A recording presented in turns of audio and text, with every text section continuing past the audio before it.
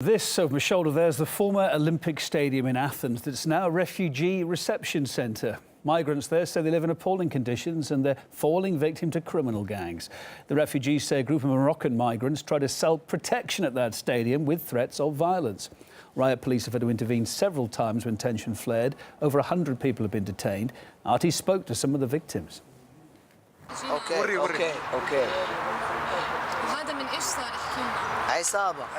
I paid them, but they beat me up. They had stolen my mobile phone. There were 7 of them. They escaped the camp.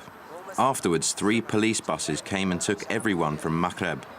Innocent people were taken, and those who were actually attacking people weren't taken away.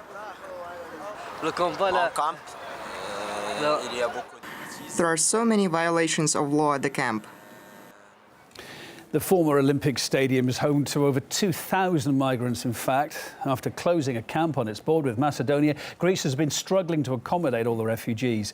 A former Greek diplomat believes Athens must separate the different types of migrants too to try to avoid further unrest.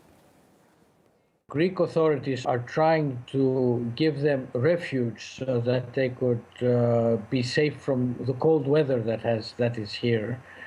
Now, and they're not in a position to separate the migrant people from the refugees from war zones.